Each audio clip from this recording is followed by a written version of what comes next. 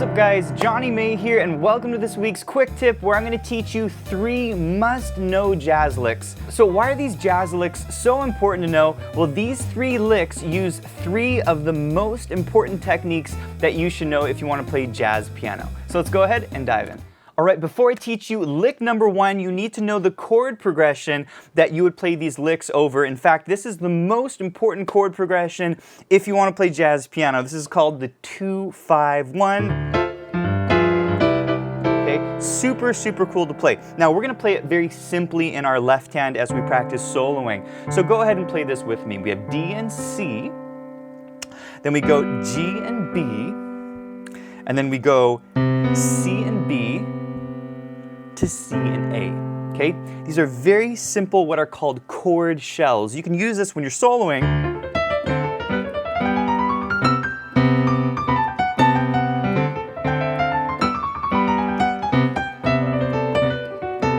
In the left hand. You could use more interesting rootless voicings if you want this kind of jazzy clustered sound. Okay, this is a little bit more advanced approach. If you want to learn rootless voicings, you can over at Piano with Johnny, but for this lesson I recommend using the simple chord shells on your 2-5-1 chord progression. Alright, let's talk about lick number 1. This is such a cool lick. Check it out.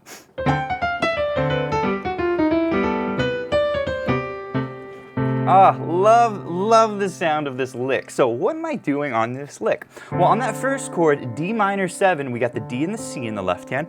Right hand, we're gonna play the G dominant bebop scale down the piano. Now the G dominant bebop scale is like a basically C major scale starting on G. It's all white notes, but we're gonna add this F sharp to the scale, okay, to make it sound a little bit more interesting instead of using the white notes. So we're basically walking down this scale. We're starting on the G, F sharp, F, E, D, C, B, A. And then my next line on this G, okay, what's going on here? Basically continuing this dominant bebop scale down the piano, G, F sharp, F, and then I come up. This is basically D sharp, E, G, A, okay? This comes from another scale called our major blues scale. This is a scale you can use a lot whenever you're soloing in jazz, and this works really well. Right before you get to your 1 chord, okay, on this B, I'm landing on the 7th of the chord, and then I'm playing this super cool little line here. Basically, I'm up on the 2nd note of the C major scale, and I use this little descending chromatic note. I think of this as an upper neighbor to my target note of C. This gets me to our C major 7 chord. It's kind of an interesting way to get to that root note on the C chord, and then I end with a ba-da, put a little button there on the end, which is a really nice way to end a phrase. Okay, let's do this once more, and then we'll play it with the backing track. So we've got G, C, chromatic, into the G. Isn't that nice? Love this line. Now, this is something you can practice in other keys. Let's say I wanted to put this in the key of F. Do it like that. You can do it in the key of B flat. So this is something I would encourage you to practice in other keys if you want to play jazz. By the way, if you guys are enjoying this video, please give it a thumbs up, and if you're new to the channel, hit that subscribe button for more videos just like this. Alright, let's play this with the backing track. This lesson comes with 3 backing tracks at different tempos. We're going to go at the medium tempo, so try playing along with me. Here we go.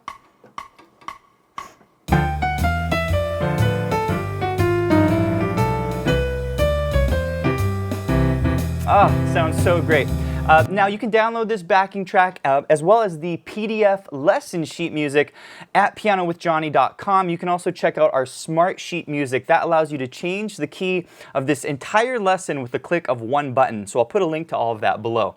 All right, that is lick number 1. You want to check out lick number 2? Check out what this sounds like.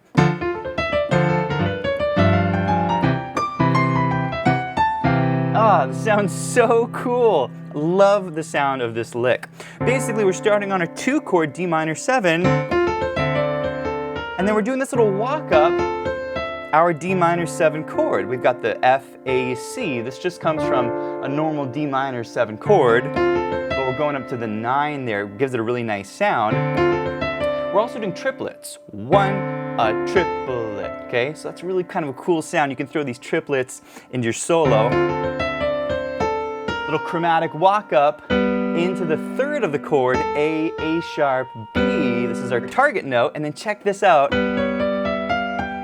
Ah, I love the sound of this scale. This is called our G dominant diminished scale. This is a scale I love to use whenever I'm soloing. You can use it on a dominant 7 chord. If you don't know this scale, you can learn this scale in our Scales for Soloing course. You can learn all of the scales that I use on 7th chords. I'll put a link to that below. But the notes here, B, C sharp, D, E, F, G, A flat, B flat, okay? If you start on the B, it's a whole step, half step, whole step, half step, whole step, half step scale, okay? After this B flat, okay, we're gonna land on that G. We're gonna kind of do a surround on our C, right? We're just playing the notes from C major scale, D, B, and then just basically coming down a C major 7 chord, just outlining the chord. And then I go to this really pretty note, this F sharp. Okay, this is a note that you can use on a major 7 chord.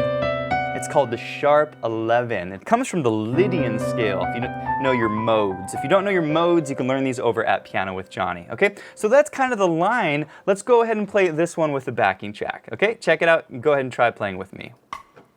3, 4.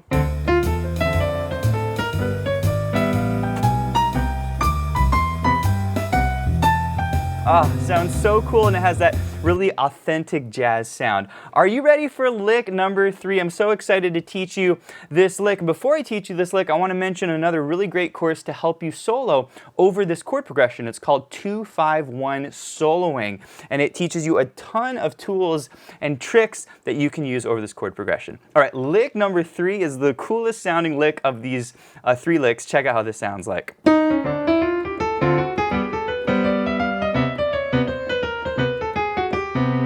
That sounds so good. Love the sound of this. This is a lick that uses a very important technique called enclosures, okay? And here's the basic idea, is we're gonna surround or enclose the chord tones of each of these chords. So right before the D, I'm going to surround the D, which is one of the notes from a D minor 7 chord. I'm going to surround it with the note just above and just below. This is called an enclosure. Okay, you can learn more about this concept over at pianowithjonny.com, but basically before this chord, E flat, D flat, D, and then we're going to walk up the scale.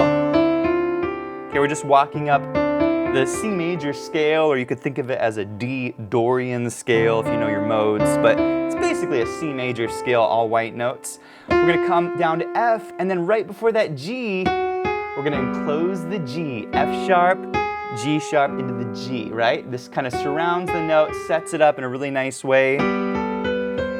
Basically walking up the C major scale or the G Mixolydian scale. And then check it out. We're going to surround or enclose that E, which is the 3rd note of a C major 7 chord. And then check this out. This is the coolest part. Okay, what I'm basically doing here is I'm enclosing each of the chord tones from C major, okay? So when we land on E, I'm going to come down the scale and enclose the C with the upper neighbor, lower neighbor to C. I'm going to continue down the scale and enclose the B with the lower neighbor, upper neighbor, B. And then I'm going to come down the C scale and enclose the G with the upper neighbor, A flat, F sharp, and finally land on G. Does that make sense? So this whole line uses enclosures, a very, very important topic you need to know if you want to play jazz.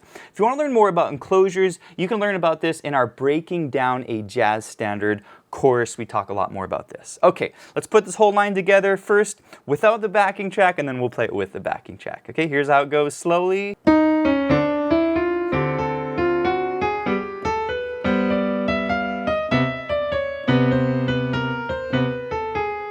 Sound great? Okay, for this one, we're going to play it at the fastest tempo. This is 150 BPM. This is one of the tracks you get with this lesson.